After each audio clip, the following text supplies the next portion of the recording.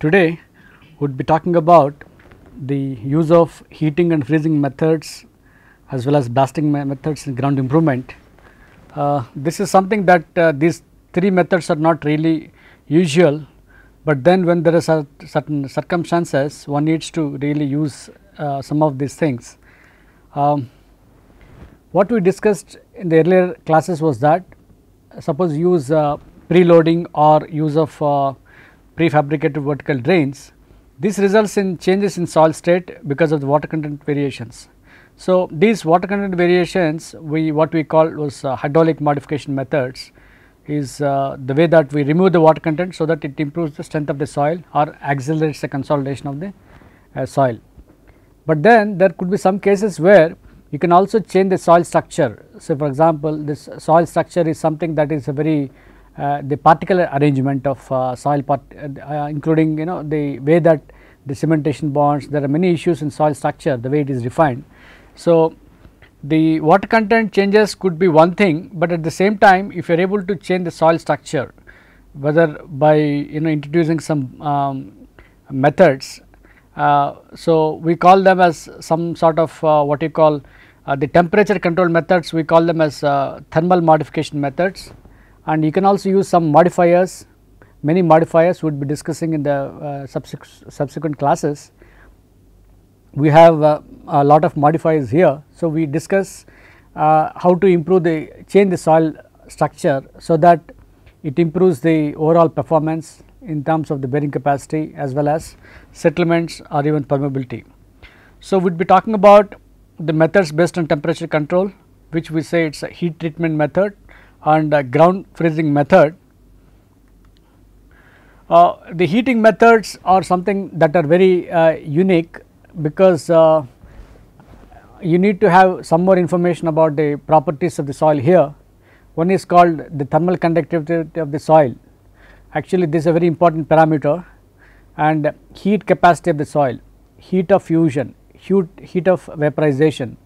These are all some terms that influence the method itself and also the way that you control the temperature. We would like to see the definitions of some of these terms. One is basically what is the thermal conductivity of the soil. It is actually the amount of heat passing through one unit of the cross sectional area of the soil under a unit temperature gradient. So, you have a temperature difference T2 minus T1 is a temperature gradients, and the length of the sample is say 1 meter or whatever, area of cross section is there, and then the Q is a heat flow in watts and area of cross section. So, you will get what is called the thermal conductivity of the soil, and this is a very important parameter, and by the definition of the term itself one can make out that one can determine the property of this KT in a laboratory in a simple manner. What you have to do is that you have to find out the heat flow and introduce some temperature gradients, and then you have a length of the sample, area of cross section of the sample is known. So, you will be able to get KT value, and this is in fact a function of the temperature, and at 0 degree centigrade for water it could be 0.58 watts, and actually this is expressed in terms of the watts per meter per Kelvin, and for ice it is 2.2. So, you can see that for ice it is much higher, and then for denser frozen sand this is a typical value. Say for example, somebody has observed in literature KT value would be about 4 units, and in the unfrozen state it is less, as similar to that. So, in the case of ice it is 2.2 and it is less in the case of when it becomes water, like 2.2, and then there is a difference, a good difference. Similarly, you have a dense frozen sand, you have about 4 units, and then when it is not frozen you have a lesser value, because this thermal conductivity, like once you heat the soil, what happens is that water content is removed, and then the stiffness increases, the strength increases, there are so many properties that you get, and for soils thermal conductivity increases with water content and dry density. This is an important factor that we should understand, that higher is the water content, higher is the thermal conductivity, water is there. So, So, water, because of the presence of water, there is an increase in the thermal conductivity, and also the dry density. The particles come closer to each other when the soil is dense, and you have a better thermal conductivity. The term heat capacity of the soil is another term that we should understand.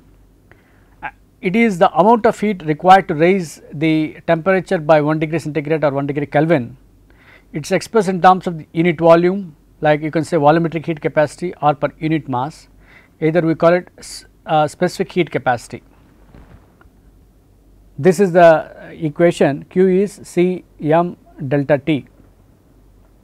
So, normally we can say what is the heat capacity of the water.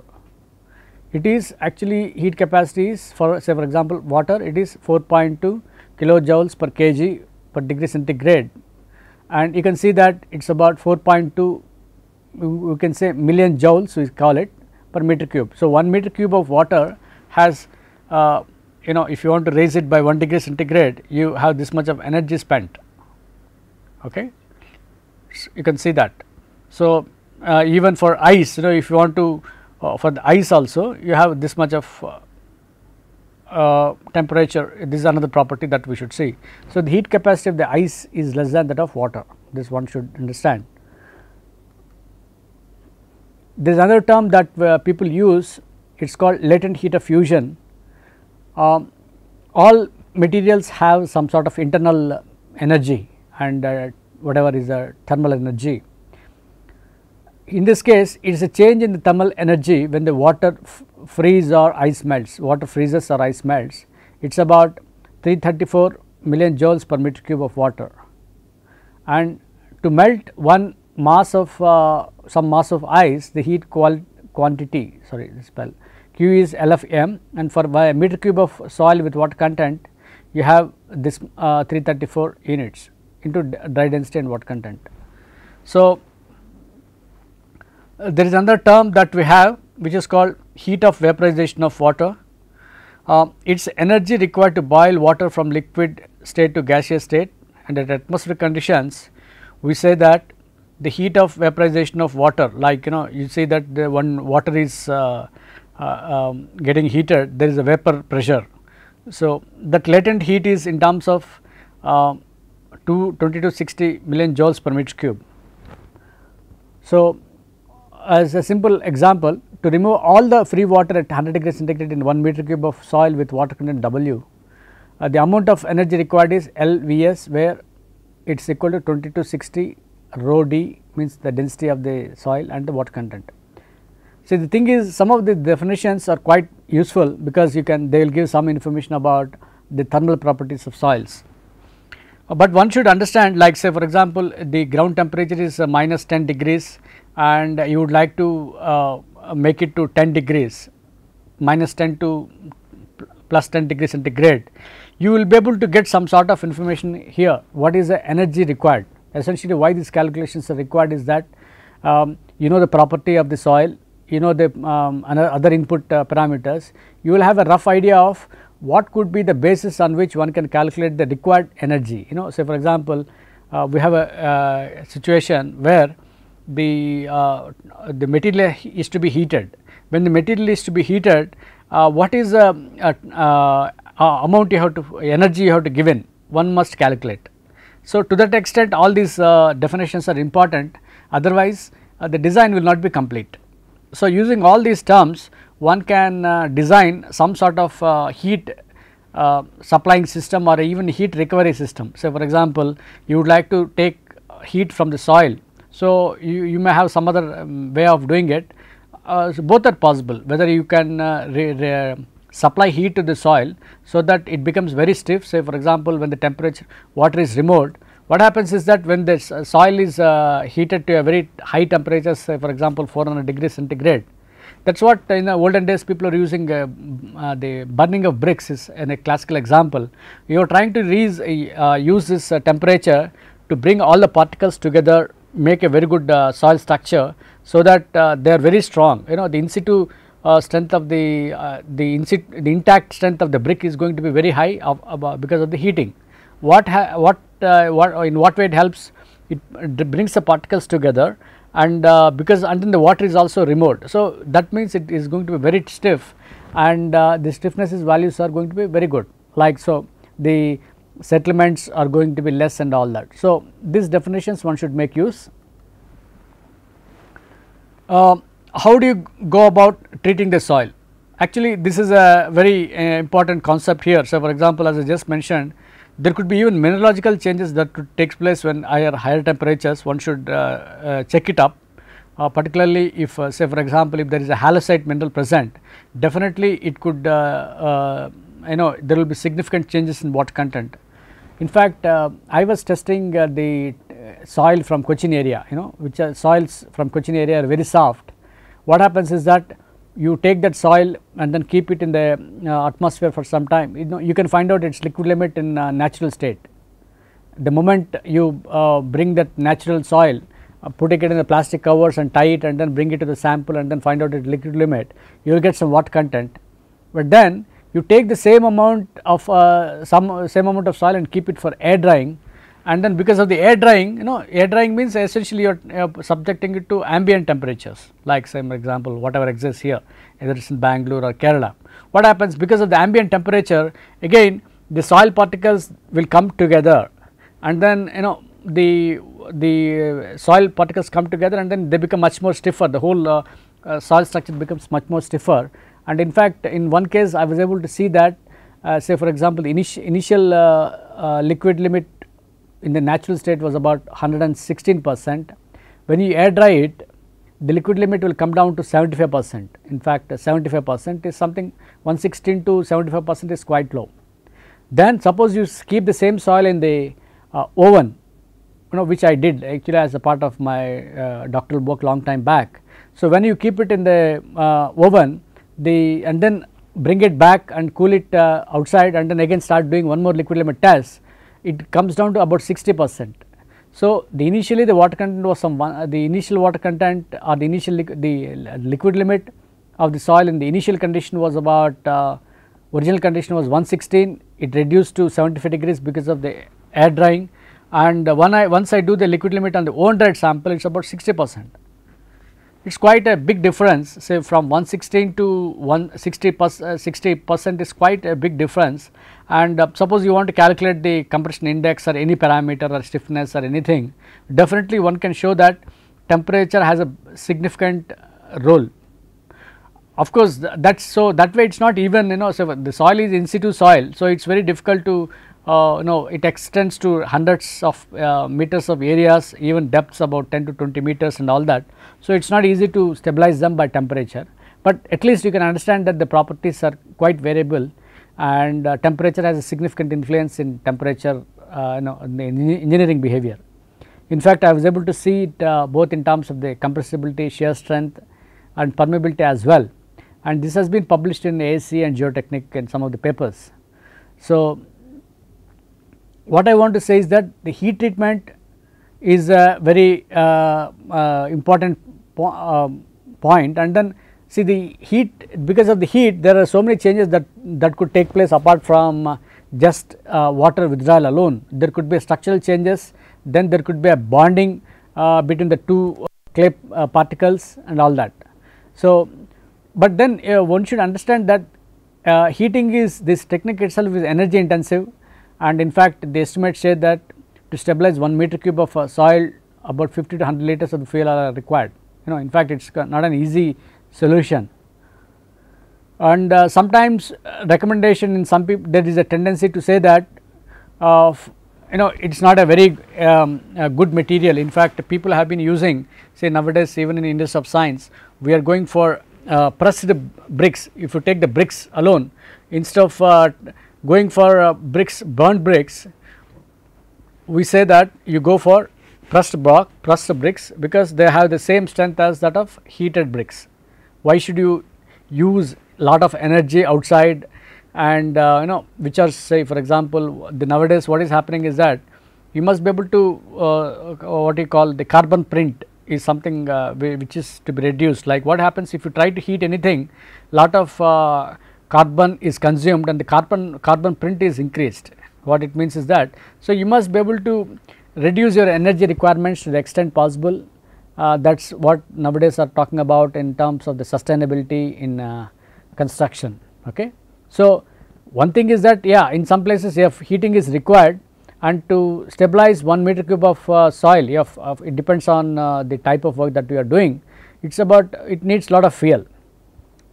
So, one classical example is that as I said, people are trying to use that to a limited extent, and only places where it can be used quite well, or it has a very good use.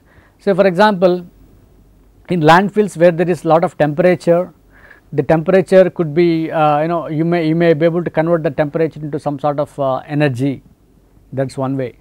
Then some sort of that energy recovery systems are having it in land, they have energy recovery systems in landfills.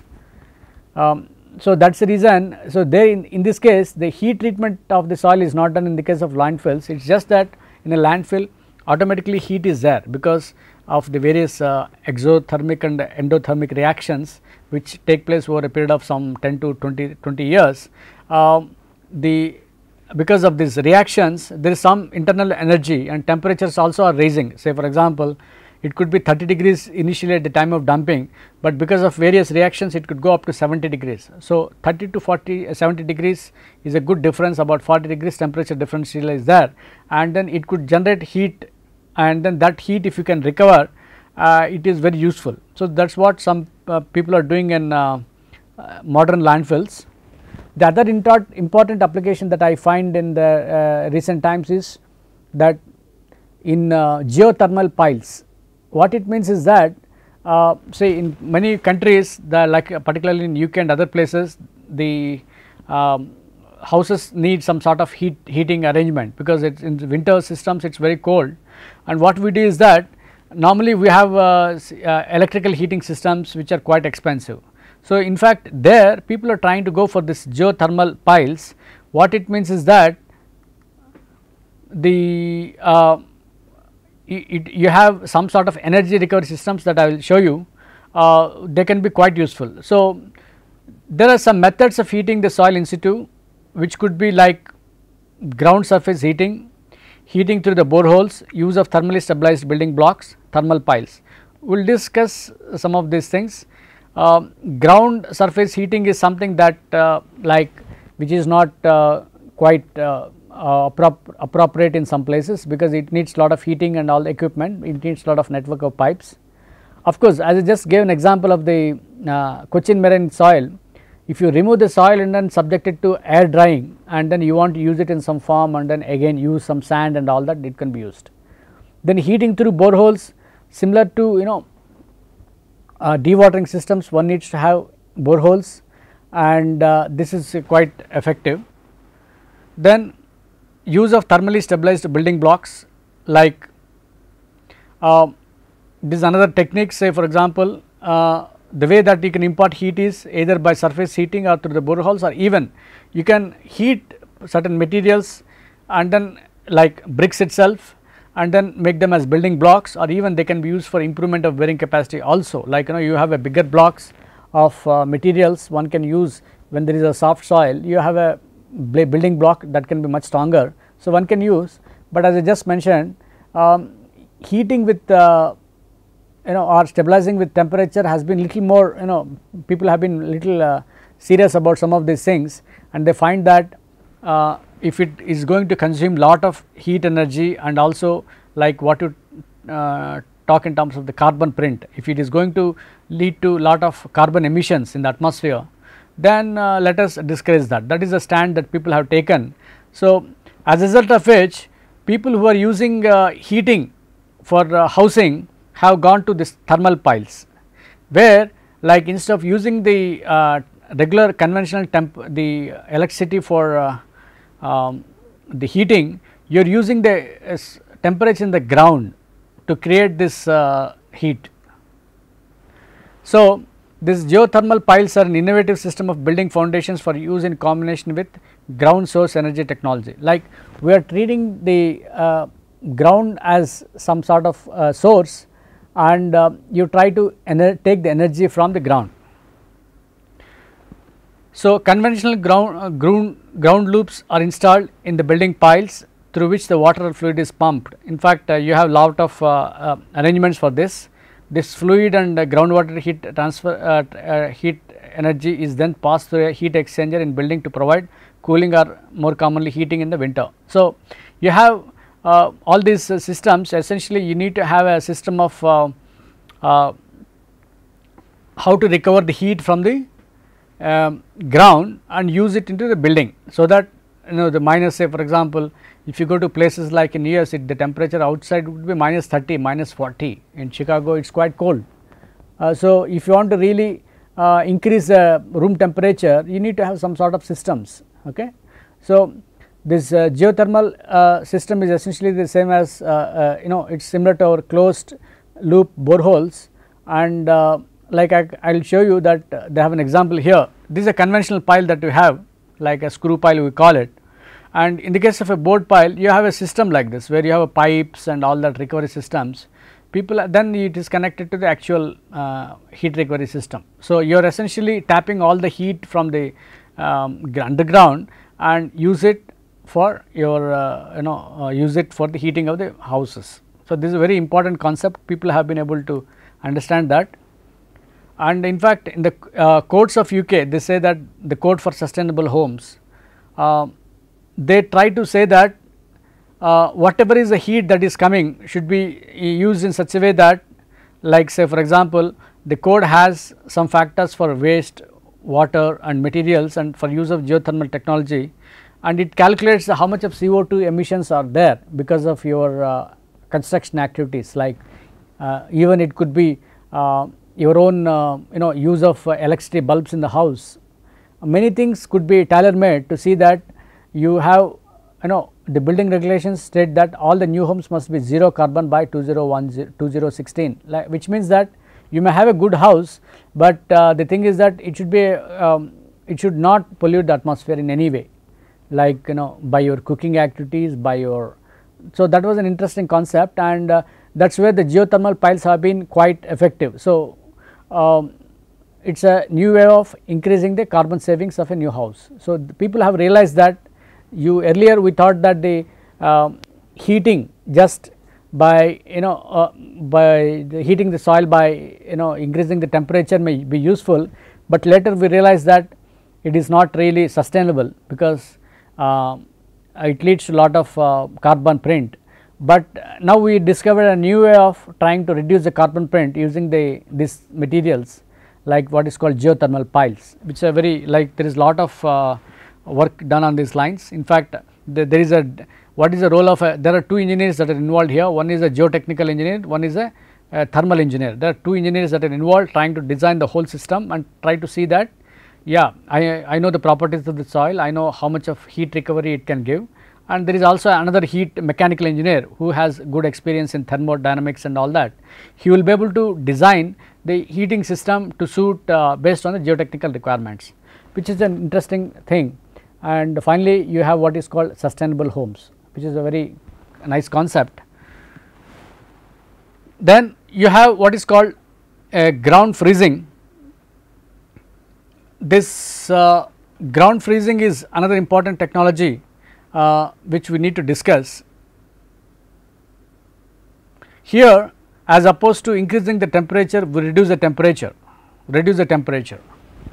It has certain advantages, and ground freezing is a process of making water bearing strata temporarily impermeable and to increase their compressive and shear strength by transforming joint water into ice. Say for example, you have a rocky area and you have between the joints and all that, you have a number of a lot of water particles and all that. So, what we do is that if you freeze them, so the strata becomes temporarily impermeable, and it also has a higher strength, both compressive and shear strength. That is an important point, and it has been quite a useful application in many places, particularly for structural underpinning, temporary supports for an excavation, or to prevent a groundwater flow into an excavated area. In fact, last week only I had a problem in which you need to construct the pipe of 2 meters diameter pipe into the underneath the highway, which is about 36 meters width, and there is a water table. This putting this particular pipe is required because there is a new apartment complex coming up, and it has a lot of wastewater, and as well as it has water supply, it also needs water supply. So, the companies are trying to provide this sort of requirements through pipes, but the pipes have to be pushed through the roads, national highways or important highways, and there is a water there. So, if you want to remove the water as it is, the problem is you have to totally dewater, which is not easy. It may lead to a lot of problems. And the second thing is that since he cannot, the moment he start excavating, because of the presence of water, the soil is collapsing. So, it is a very tough situation, and what is that, why the soil is collapsing is the strength of the soil in the presence of water is so poor that you have your pipe is there, but then the water, the pipe plus the soil plus water, it is just coming out inside, and the possibility is that if you keep on putting the pipe further, whole soil may come out along with water, and there is always a road that is there, and the foundation for the road itself may just get collapsed. So, that is a worry. So, in fact, there is some thinking if the ground freezing could be one alternative, but it is quite an expensive proposition in Indian conditions, but at the same time it is well practiced in abroad, and we will see that it is a technique to provide structural underpinning, and it supports excavation, and it also prevents the groundwater flow into an excavated area. So, the successful freezing of the permeable water bearing ground affects the simultaneously a seal against water and substantial strengthening of the incoherent ground. In fact, the ground is not uniform and all that. See, it is very interesting that the soil has different varieties of materials, that it could be soft rock, it could be hard rock, it could be clay, but there is a presence of water everywhere in all the pores. So, what you are trying to do is that you are trying to make all this water ice, totally ice in the form of an ice, and it becomes very strong in this case, because the water cannot also come out, and the whole material is much stronger, and it has now it becomes like it acts like a seal against the water, and also a stronger. It has two purposes, and so that way the freezing has been is effective on these lines. And a few other important points are that no extra materials, no extraneous materials need to be injected, and apart from the contingency of the frost heave, the ground normally reverts to its normal state. See, normally these problems are there only for the temporary purposes in some cases, like I am trying to put a pipe in a particular area, and once I keep the pipe beneath the national highway and then keep it for about on either side, if I keep in 1 month, my purpose is solved. So, 1 month only I need the freezing time, so that the road does not get collapsed. So, once I place the pipe under the national highway, then on either side, once I complete this particular stretch between beneath the national highway, I can go ahead with the other construction activities later. So, if I can maintain the freezing for about 1 month and see that the soil does not collapse while the pipe is put into beneath the ground, then there is no problem. So, soil should not collapse, that was the main thing. So, the successful freezing of the permeable water bearing ground affects simultaneously the seal it works as a seal as well as strengthening measure, and then the advantage as said is that it does not need any extra material to be injected. So, for example, in some cases we normally try to put a lot of adhesives into the ground, like bentonite to reduce the permeability and all that. You do not need that. And one difficulty is that there is a frost heave, like there is a possibility of volume increase because of the frost heave, like the volume of the ice is slightly more than the volume of the water. So, there is an increase in the volume, and that still can be handled, and this purpose is only required for about short time during the construction.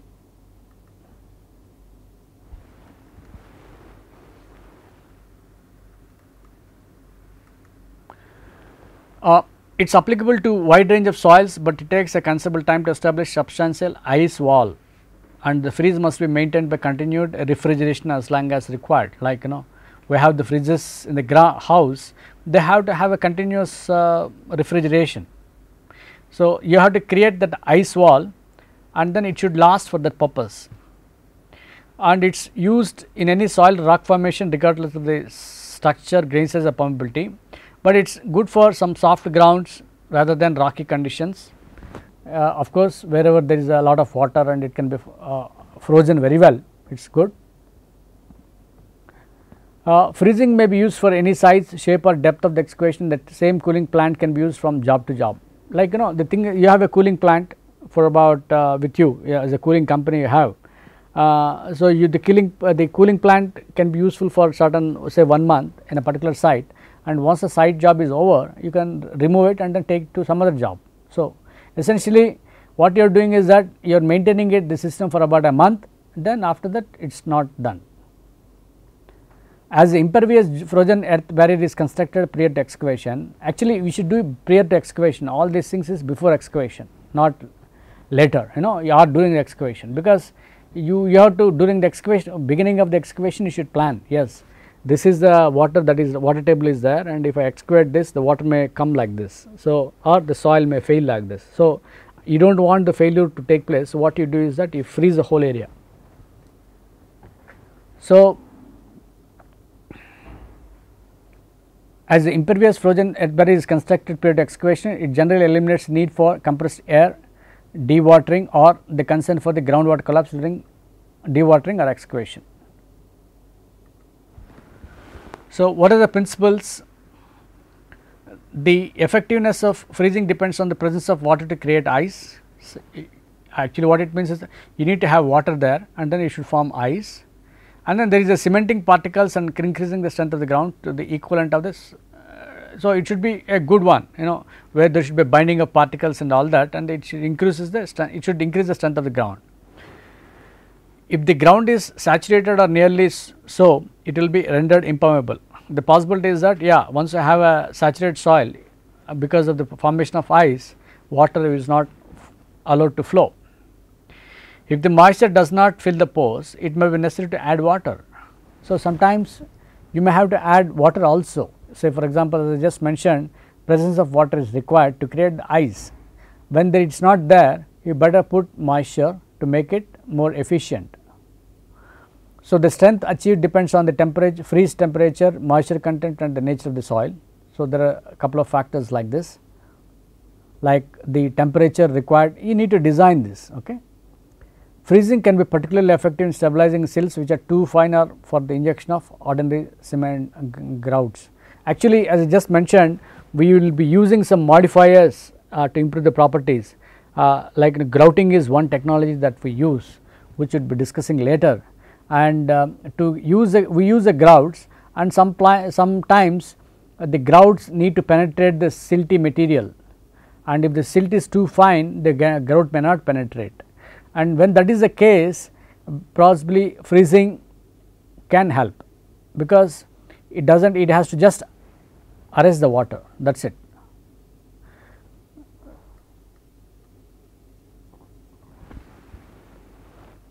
On freezing, water expands in volume by about 9%, which does not itself pose any serious stresses and strains on the soil unless the water is confined within a restricted volume. Actually, as I just mentioned, when the water becomes ice, there is a marginal increase in the volume. So, it is about 9%, and it will not really lead to much changes in the stresses and strains in the soil. Okay. When with the water content up to 30%, the direct soil expansion may be about 3%, like about 10%, what do you say. Frost heave, which may occur in fine silt clay, is a slightly different phenomenon. In fact, I am not sure if you have seen the frost induced heave and all that. It's not about frost induced heave, it's about just effect of frost, like formation of ice here, but the frost has a different frost here has a different connotation here. What we are addressing is only about volume changes because of this formation of ice. In rock and clay, ice lenses may build up and enlarge fine fissures so that it can cause increase in permeability after thaw. Actually, what happens is that, as I said, in if it is too rocky, if it is a soft rock, it is fine, but when there is this ice formation, the volume increases there, it creates some sort of fracturing, and once you come back to normal state, what happens that it may lead to normal state means after freezing and thawing, we call it freezing and thawing. So, after the when it is not under thaw conditions, there will be an increase in permeability, because as I said the volume increase is there and there could be little fracturing there. So, that leads to an increase in permeability in the soil structure.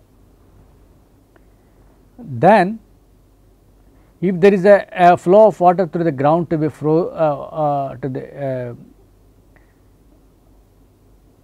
then to be frozen, say if there is a flow of water through the ground to be frozen, like there is a water current. So, for example, there is a standing current, water table is one thing, but if there is a flow of water, then it is a very not easy. So, you must be able to handle that as well, and freezing time will be increased by the reason of containing supply of heat energy, and if the flow is large and the water temperature is high, freezing may be completely inhibited. Sometimes it is not even worth if there is a problem like this, because our objective is to see that it should be cost effective also, and if there is a nearby rivers and all that which can pass through and obstruct or lead to a lot of difficulties, it is not easy. So, in this actually adequate soil investigation is required, because you are trying to have the depth of excavations at 10 to 15 meters or whatever. You should be able to know the type of soil, type of rock, water table and all this to design the best system, and also choose appropriate design parameters and appropriate freezing tubes and select the plant of adequate power. Actually what you are finally doing is that you are trying to get the tubes and all the plants installed, so that the process becomes quite effective. The another important thing is, after the initial freezing has been completed, like we just initially freeze the material and the frozen barrier is in place, the required refrigeration capacity is significantly reduced to maintain the frozen barrier. Actually we first create the frozen barrier, and that needs more energy. Once the whole area is frozen, like after that you have to, the energy requirement is going to be less, like it is just required to maintain the freezing conditions, similar to your fridge in the house, like it needs initial pickup, and then there is an initial consumption of power. Then after that the power is maintenance of the maintenance is much simpler, because it does not consume much power. So, in the same lines here also we had to do that. Then because freezing can be imposed uniformly on a wide range of soil types in a single operation, it may offer greater security in mixed ground than treatment by injection of various grouts. Actually this is a very interesting advantage. Of course we have not practiced much in India, but then in the West, where the already many materials are under frozen conditions and all that, this becomes, and then the technology is also well developed. So, for example, temperature control methods are well developed, and if the soil is so variable and it is not easy to handle, but if there is, here in the freezing techniques you have to only handle water, nothing else. So, if you keep the water under frozen conditions, the problem is solved. So, that is much simpler than trying to have lot of various grouts depending on the soil type in the area. Okay. So, this has been quite effective in underpinning of the adjacent structures and support during a permanent and underpinning, like at least it has been quite useful before you try to make permanent measures. You are trying to create a permanent measure like a retaining wall and all that, but the first thing is that you freeze the ground and then try to do all the excavation, and all the process could be there, that can be done. So, in shaft sinking through the water bearing ground, so for example you are trying to create a shaft, vertical shaft into the ground. So, for example you have a metro station at different levels, and then the whole water is there, water table is there, and you have a what is called a lift here, again which has to go through the various levels, water. So, you need to you need to sink a shaft there. So, in that case definitely this technology is helpful. Shaft construction totally with non-corrosive saturated ground. Yeah, in the sandy soils, saturated ground definitely this has been quite effective. Tunneling through a full face of the granular soil, like you are trying to make a tunnel through the sands, then sand is, because there is no cohesion, it simply collapses. So, this can be achieved. Tunneling through mixed ground, like again as I said, mixed ground is sometimes always tricky. Soil stabilization. So, it has been quite useful, like as I just mentioned. So, this is like you are trying to construct a full face one tunnel here, say for example 10 meters or something, and this is a water table level here, okay, and this is a tunnel. What we do is that we try to keep keep this whole area frozen, okay, so that you can still do this, and then it does not lead to release of stresses, and whatever you can do that, like the tunnels, the material does not collapse, and so this has some strength to handle on its own. So, this is on full face and wall support, and this is another one which is called full face and wall support. Again, this is another way of doing it. Say for example, this area only needs to be frozen, because this is where the scene of activity, like you are trying to put, as I just mentioned, I am trying to put a water pipe here or a water tunnel for watering purposes, all that. So, only this is an important area to be frozen, and this is to make sure that if the soil is, if the material, if the pipe is too deep, then the stresses may not come onto the top, okay. That is one important thing. One should do a lot of stress deformation analysis here. And the other way is that full face and wall support, another way, like as I just mentioned, you have a system of pipes here which is called freezing elements, which will freeze the whole area, right. Then this is called, what is called utility affected region, this is one area which is like which is very important, and freezing elements. So, these are all the freezing elements in the section, okay, this is one way. And then wall support also, like wall should not crush in the tunnels, you will have the wall should not crush. What happens if there are lot of pressures there, then the tunnel gets crushed. So, the objective is essentially that we are trying to see that this is avoided, that is the whole objective here. And one thing we should remember is that once the freezing process has begun, the monitoring is required to ensure formation of the barrier wall. So, you have to monitor whether the barrier wall has formed and whether the freezing is complete, because you need to have a lot of sensors here trying to monitor the temperature as well as all the other properties. Essentially temperature we monitor, so that okay, if you from laboratory tests, if you say that yes, the soil has enough strength and then the freezing temperature should be in this range, then if you are able to get all these from the sensors, then it is fine, okay. During the drilling process, the temperature monitoring pipes are installed to measure the ground temperature. So, this is what we do. And how do you do this? The freezing process can be done in many ways. One is by indirect methods and the other one is by direct methods. Indirect means by circulation of secondary coolant, like you have different coolants, in the refrigerator also you have different coolants.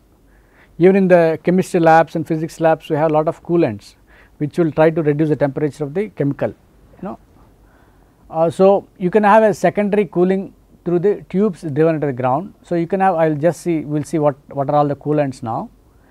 The other one is direct methods by circulation of primary refrigerant fluid through the ground tubes.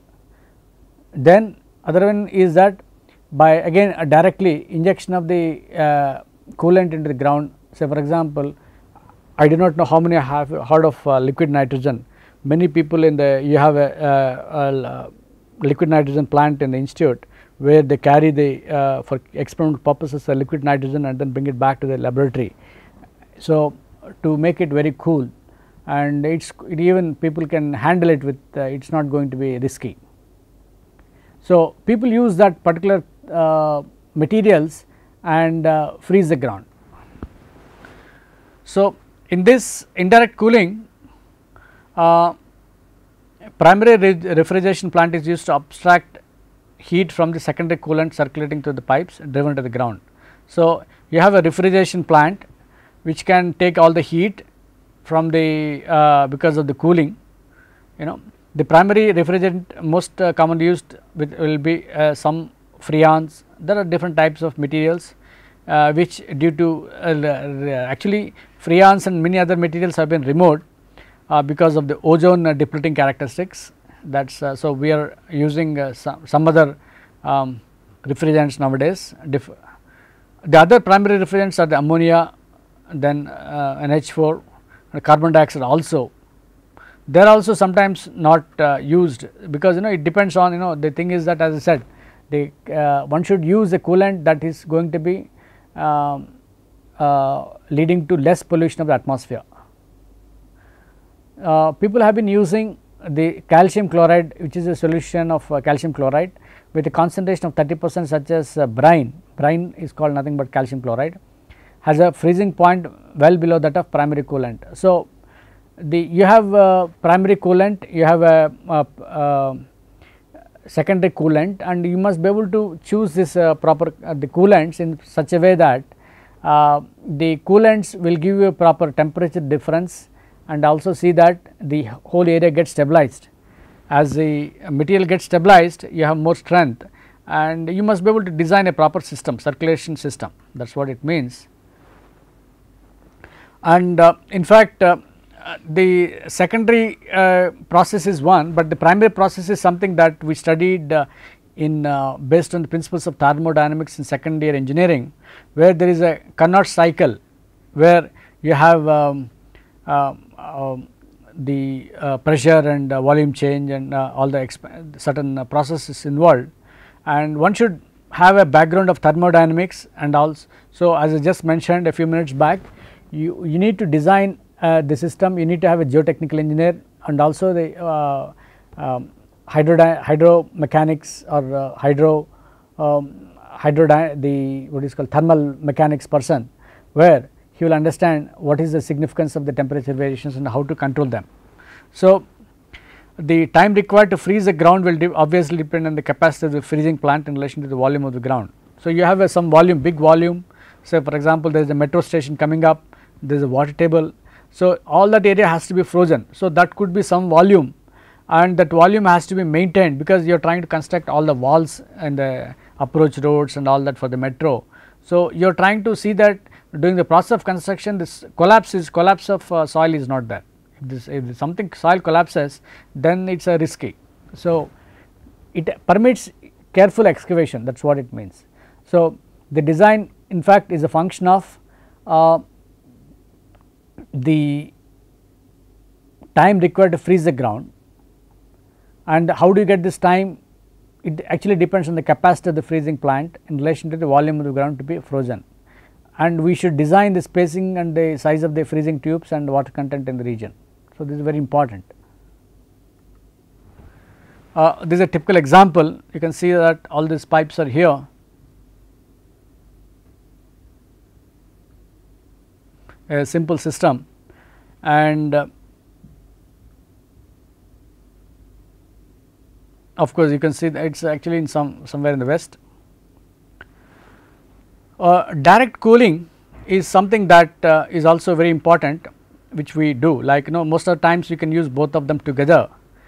In these systems, the primary refrigerant is circulated to the system of tubes in the ground, extracting directly the latent heat. As I just mentioned, the latent heat in the soil is directly extracted, and it has a higher efficiency compared to the indirect process. Direct freezing time is similar to that for the indirect process. The choice will depend on the plant availability, estimates of cost, and perhaps even personal preference. Actually, what happens is that some it all depends on experience. The thing is, some companies may have only one set of dealing things, and there could be a combination and all that. Is essentially finally the cost also, the cost of using direct cooling and indirect cooling, and how do you merge them together and all that is an important variable in designing the freezing system in a ground. Yeah, this liquid nitrogen is something very popular and in this case a large portable refrigeration plant is not required, and the temperature is much lower and therefore quicker in application. The nitrogen under moderate pressure is brought to the site in insulated containers as a liquid in which boils at minus 196 degrees centigrade. You can see that just people would be carrying next to the library. You have a plant in Institute of Science, and you have this very low temperature, and the moment you bring it back to the normal temperature, it cools a lot. So, so that way this is a very important thing, and it can be stored in the site, and it does not need, as I said, a refrigeration plant. Like you want to stabilize the area temporarily, so that you are freezing all that material, like the ice, you want to encourage the formation of ice. So, the particular it is an advantageous because it is very quick freezing without elaborate fixed plant and equipment. This may be doubly advantageous on sites remote from power supplies. So, when there is a power problem, in such conditions one can use this. Nitrogen can be directly discharged through the tubes driven into the ground and allowed to escape to the atmosphere. Precautions for adequate ventilation must be observed. This is how it looks like. You can just see that it's such a interesting, very cool. Like I handled it, like it was very nice. Like you can see that even this is being used to prepare ice also, like ice creams. So, I mean in the sense, though that is what I see in web, that some of the materials are there. It is quite it cools the things so much. So, when there is time for preparation, an array of freezing tubes is installed for the nitrogen circulation. So, what we do is that when you have a lot of information, and so we have the tubes installed for the nitrogen circulation, including return pipes and exhausting to atmosphere. The speed of the ground freezing is much quicker than with other methods, say, and days rather than weeks will be required, but the liquid nitrogen is somewhat costly. The method is particularly appropriate for short freezing of up to 3 to 4 weeks. It may be used in conjunction with other processes with the same array of freezing tubes and network of insulated distribution pipes. So, what it meant was that you can use first liquid nitrogen to establish the freeze quickly, and then you can have ordinary refrigeration to maintain the condition while the work is executed. This can be of particular help when the natural flow of groundwater makes initial freezing difficult. Like as I just mentioned, whether there are some initial conditions or initial water table levels, or there is a flowing water table, it is always difficult to freeze the area. So, what we do is that if you can really freeze that area, the possibility is that it can help in the freezing of this method, and then one can do a subsequent operation.